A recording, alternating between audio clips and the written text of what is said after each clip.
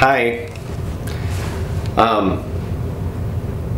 Last week was a real monumental week.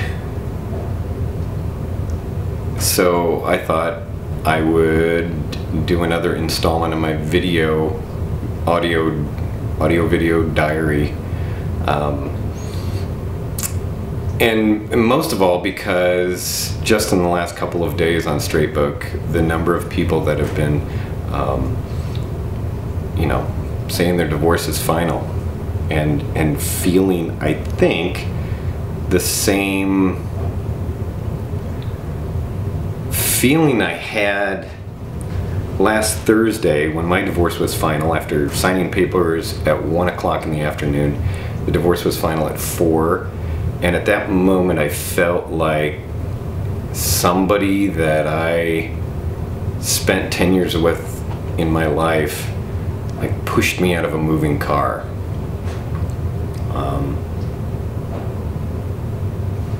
Not intentional, didn't know what would happen, but it just felt quick, and it was sort of jarring and reeling and just kind of in a daze for a couple of days. Days. Anyway, sorry. I could probably edit this. I think just talking about that experience, we know it's coming. All of us know it's coming. All of us know our divorce is final. But when it comes like that so quickly, and so, oddly, because our spouse is like handing us the pen, it's just kind of an odd feeling. And regardless of what you think you've gone through, regardless of how much you want it to happen, there's still that feeling of rejection, that feeling of sadness of what was. Even if you have no interest in ever seeing that person again, there's still the feeling that that person was in your life and now they're not. My now ex-wife moved on Monday, moved all of her stuff, left and moved to Colorado, which is a good thing, I believe. I feel really proud that I exited all of this with love and dignity, and the aggression and the anger and the confusion are for her now to figure out on her mountain in Colorado.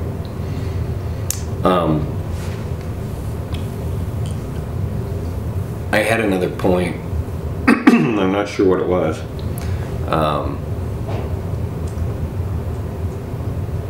I don't know, it's just weird. And even the weirder part, is weirder a word? The more weird part? Weirder. Sorry, sidetracked there. I think the weird part was, on her last couple of days, she had a couple of going away parties. And people posted those on Facebook, and I saw them. Annie's going away party. And also, people started posting things like how bizarre it is now that Annie's going to be gone, and how, what will we do without Anne? And what I realized is, for the last 6 months, she hasn't been in my life, and she's been in their lives.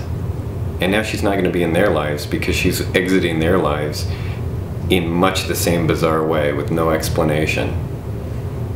And granted, our lives are somewhat different, and we had a different kind of relationship, obviously, friendship as opposed to husband and wife. But for them, they're now going through what I went through 6 months ago. Going, what the hell? There's a lot of things going on in my life just besides my divorce, with my parents, with my father in particular, and people are saying, wow, you've sure got a lot on your plate. You seem awful calm and you got a lot on your plate. yeah, I got fucking lot on my plate. But for some reason, there's this very strong sense of peace. This very strong sense of knowing it's all going to be okay. Don't know how, don't know when, don't know how long, but it's all going to be okay. And I don't flippantly try to assure those of you going through the same thing at this time with much different circumstances that it's going to be okay. But I do, because I'm seeing it. I'm seeing bit by bit and piece by piece the life that I've never had, the understanding of who I am as a person that I've never had. Slowly and surely is revealing itself. The people I'm attracting into my lives, the people who come to me for advice, the people who reject me for telling them something they don't want to hear. It's all happening, and it's all beautiful. And my dad is dying. And that is, I don't want to say beautiful, but it's precious.